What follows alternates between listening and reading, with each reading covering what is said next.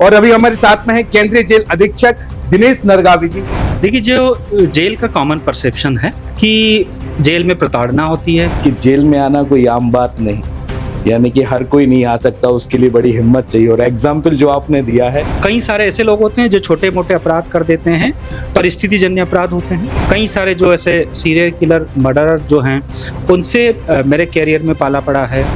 तो उनका कहना होता है कि सब सोच के रखते हैं कि यदि पकड़ में आ गए तो पब्लिक कितना मारेगी, पुलिस भी कई बार पीटती है, भाग रहे हैं कहीं एक्सीडेंट हो जाएगा, गाड़ी से हाथ पैर भी टूट सकते हैं।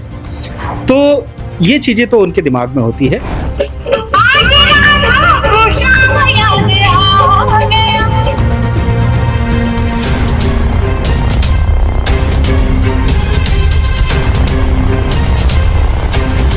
जरा जोरदार तालियों के साथ इनका अभिनंदन करें। बहुत ही बढ़िया प्रस्तुति अभी हाल इनके द्वारा दी गई है।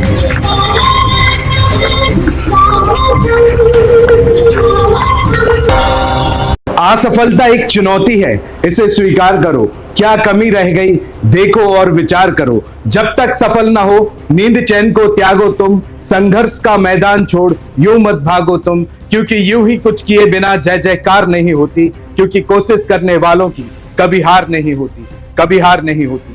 नमस्कार, मैं हूं आपके साथ में भूपेंद्र सिंह और आप रिपब्लिक सागर मीडिया के साथ में हैं।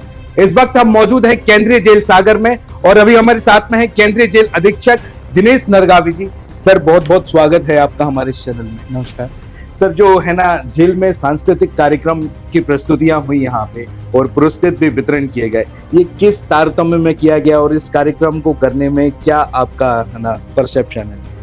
देखिए, जो जेल का कॉमन परसेप्शन है कि जेल में प्रताड़ना होती है, जेल में मारपीट होती है और भी तमाम तरह की जो सामान्य अवधारणा जेल के बारे में समाज में फैली होती है।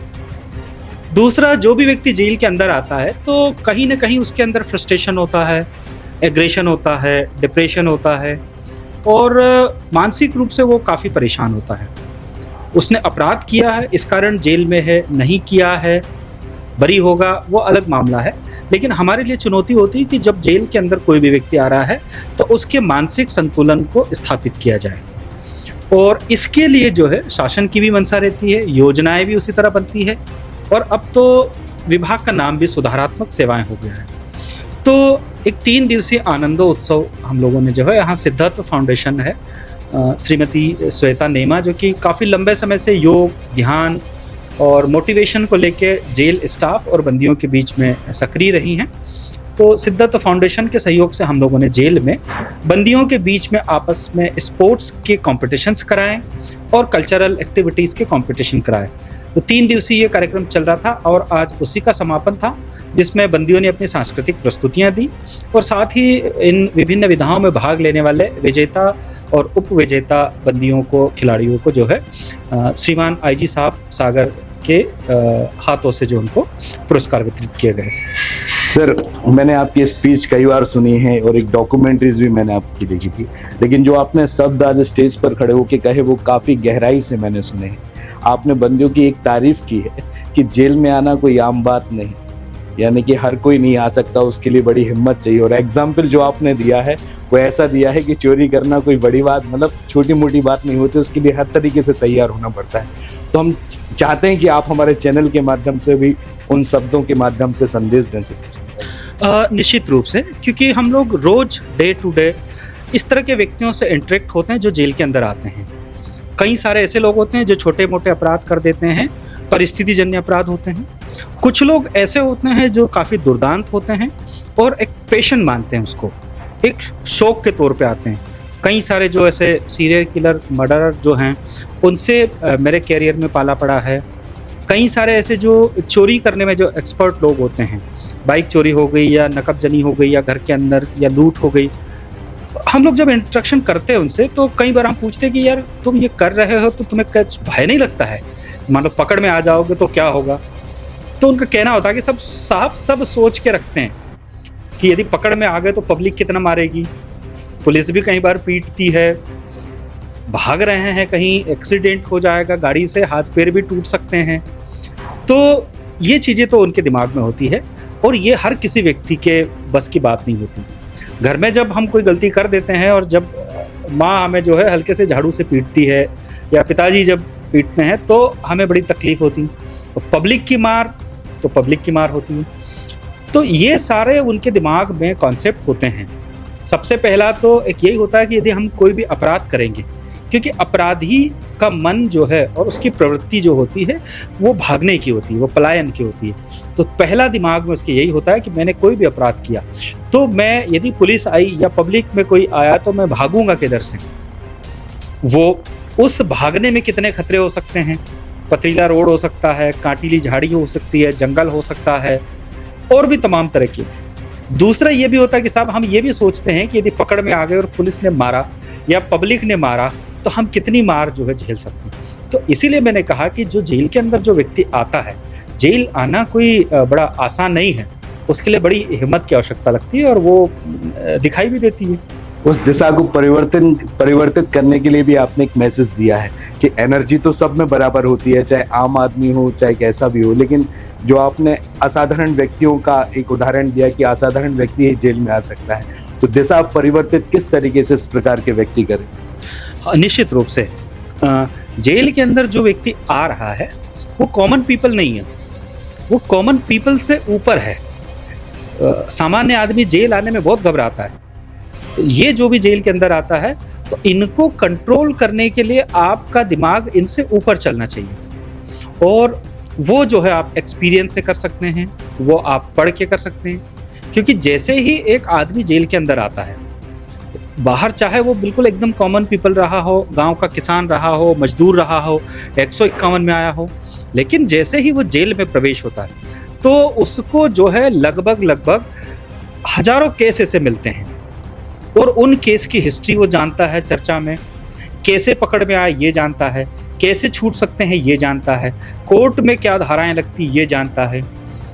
अब इसके बाद जो है इस तरह के जो लोग होते हैं कि इनको हम किस दिशा में जो है लेके जाएं, तो पहला मामला तो यही आता है कि इस तरह के जो भी हैबिचुअल क्रिमिनल्स होते हैं उनका लंबा कैरियर नहीं होता। एक बार करेंगे, 2 बार करेंगे, 4 बार करेंगे, कभी ना कभी पुलिस पकड़ ही लेगी और एक बार आपको सजा पड़ी तो आपका सब चौपट हो जाता है। बाहर हम चाहे नशे में कोई अपराध करें कैदी या किसी के साथ मिलकर के करें, वो जो जोश होता है तभी तक होता है जब तक कि वो बाहर होते हैं या सजा नहीं पड़ती है। और जब सजा पड़ती है तो फिर घर वाले भी परेशान होते हैं। और सबसे इम्पोर्टेंट पार्ट ये होता है कि जेल के अंदर आके जो बंधन होता है कि आपको इस टाइम पे उठना है, इस टाइम पे खाना खाना है, इस टाइम पे सोना है, तो ये जो बंधन होता है उसको आत्मचिंतन के लिए जो है विवश करता है कि यार काश हम यहाँ नहीं आते। तो भले ही हम दाल रोटी खा रहे होते सुखी, लेकिन हम कहीं अपनी मर्जी से जा सकते थे, कहीं आ सकते थे, टीवी देख सकते हैं, खेल सकते हैं, घूम सकते हैं, फिर सकते, वो सारे बंधन हो जाते हैं। साथ ही साथ दिशा देने के लिए गवर्नमेंट की भी जो है कई सारी जो है स्कीम्स है, मनसा भी है, उसके तहत बहुत सारे ऐसे आध्यात्मिक कार्यक्रम होते हैं जिसमें गायत्री परिवार हो गया, आर्ट ऑफ लिविंग हो गया, विपश्यना शिविर हो गए। तो इसके माध्यम से, और फिर दूसरा एजुकेशन जो जेल में जो चलता है एजुकेशन प्रोग्राम्स, उसके मार्फत कैदियों को चिन्हांकन करके कि हाँ इनमें सुधार की गुंजाइश है, ये कर सकते, तो वो प्रक्रिया करके धीरे धीरे धीरे उनको जो है इस तरह से जो है तैयार करने का प्रयास किया जाता है कि वो बाहर जाके ऐसा कुछ न करे और अपने जीवन को एक सकारात्मक दिशा में लेके जाए और सामान्य तरीके से शांति से अपना जीवन व्यतीत करे। एक आखिरी सवाल और पूछना चाहूँगा। अभी आपके यहाँ मतलब जेल से, केंद्रीय जेल से कई लोग बाहर गए होंगे, कई लोग आपने रिपीट एक्यूज भी देखे होंगे कि जो बार बार जेल में आ रहे हैं। इस चैनल के माध्यम से ऐसे लोगों को क्या संदेश देना चाहते हैं? वो दिशा परिवर्तित कर सकते हैं बाहर रह के? बिल्कुल करना चाहिए, और नहीं करेंगे तो देखिए सरकार दंड और सुधार दोनों दिशाओं में बराबर बराबर काम करती है। यदि आप समाज के हित में काम करेंगे, सरकार की कितनी सारी योजनाएं हैं, कितनी सारी ट्रेनिंग प्रोग्राम्स हैं, कितनी सारी सब्सिडियां हैं। आज की तारीख में सरकार ट्रेनिंग से लेके मार्केटिंग तक, सेलिंग तक एक व्यक्ति को करने में मदद कर रही है। वहीं जो है यदि इस तरह के कार्यक्रमों में हिस्सा न लेते हुए और उपद्रव की स्थिति समाज में निर्मित करेंगे तो दंड का विधान है और जल्दी ही सरकार इस दिशा में भी जाएगी कि यदि ये बार बार रिपीट हो रहे हैं और न सुधर रहे हैं तो फिर उनके लिए हाई सिक्योरिटी प्रिजन्स जो है जैसे अंडा सेल वगैरह उसका निर्माण भी होगा और उनको उसी तरह से जेल में रखा जाएगा। बहुत बहुत धन्यवाद सर चैनल के साथ में जुड़ने के लिए। जैसा कि आपने देखा कि अभी हमारे साथ में थे केंद्रीय जेल सागर के जेल अधीक्षक दिनेश नरगावे जी। यहाँ पर 3 दिवसीय कार्यक्रम रखा गया था केंद्रीय जेल सागर में, जहां पर सांस्कृतिक गतिविधियां हुई, डांस कंपटीशन हुए। यहाँ पर जो बंदियां यहाँ पर डिप्रेशन में रहते हैं उन डिप्रेशन से बाहर कैसे निकला जाए और सकारात्मक एनर्जी अपने अंदर कैसे लाए, ये कैंपेनिंग यहाँ पर लगातार होती रहती है। और दिनेश नरगावे जी जाने ही इस तरीके से जाते हैं कि वो यहाँ के बंदियों की मानसिकता किस तरीके से परिवर्तित करें। फिलहाल इस एपिसोड में इतना ही। मैं भूपेंद्र सिंह रिपब्लिक सागर मीडिया की ओर से आप सभी से विदा लेता हूँ। जय हिंद, जय भारत। रिपब्लिक सागर मीडिया को सब्सक्राइब अवश्य करें और आप हमारी आने वाली सभी वीडियो को देखना चाहते हैं तो आपको उसके लिए घंटी जरूर दबानी पड़ेगी ताकि आपको सभी वीडियो की नोटिफिकेशन समय समय पर मिलती रहे। रिपब्लिक सागर मीडिया पर जो भी वीडियो आएगा वह सच की कसौटी पर कसकर ही आएगा।